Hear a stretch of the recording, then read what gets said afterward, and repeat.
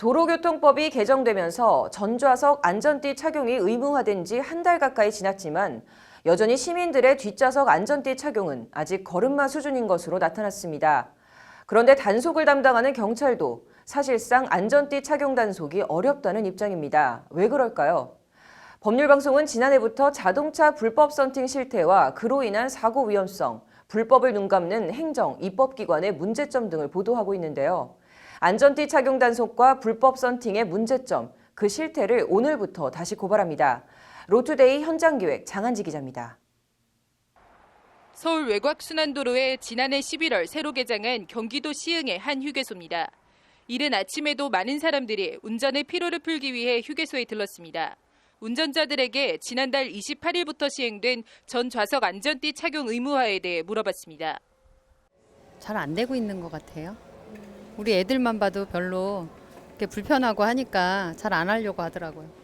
타고 있는 사람들이 스스로 인식을 해야 될 것 같고 아직은 뒷좌석 안전벨트는 조금 익숙해지지 않은 상태 같아요. 안전띠를 착용해야 한다는 것은 알지만 뒷좌석까지 의무적으로 해야 한다는 인식은 아직 부족하다는 의견입니다. 보건복지부의 지난해 지역사회 건강조사 결과에 따르면 앞좌석 안전띠 착용률은 80%로 높지만 뒷좌석은 13.7%에 불과했는데 지금도 시민들의 인식은 크게 바뀌지 않은 것으로 보입니다. 시민들은 뒷좌석 안전띠 착용이 안 되는 대표적인 이유로 우선 불편함과 미습관화를 꼽았습니다. 습관화가 안 돼서 그렇지 않을까요? 아직까지는 뭐 뒤에 앉은 사람들은 또 3명이 앉다 보니까 불편한 게 더 많은 것 같아요.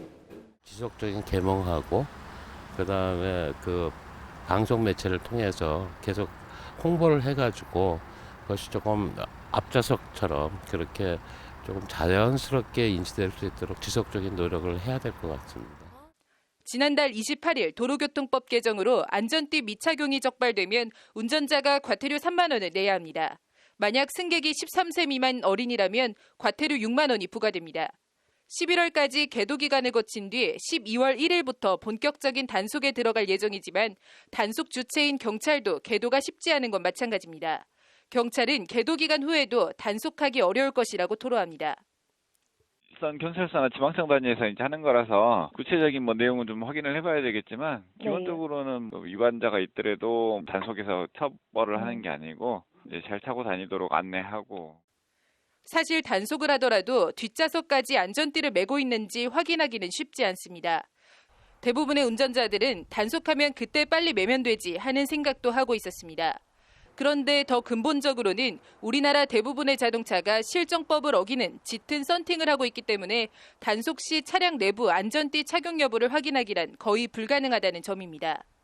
전문가들은 운전자의 안전을 위한 안전띠 착용 법제화도 좋고 계도와 단속도 좋지만 그에 앞서 불법 썬팅 실태부터 개선하는 등 안전을 위한 인프라 조성이 더 절실하다고 말합니다. 경찰 단속력의 최소한의 인프라 수준을 좀 높일 필요가 있는 것 같고요. 단속을 하려고 해도 안이 안 보여. 그래서 이제 썬팅 문제도 사실 있고 썬팅 같은 그런 장애 요소가 뭔지 좀 더 치밀하게 검토를 한 다음에 대안을 개발해야 되겠죠.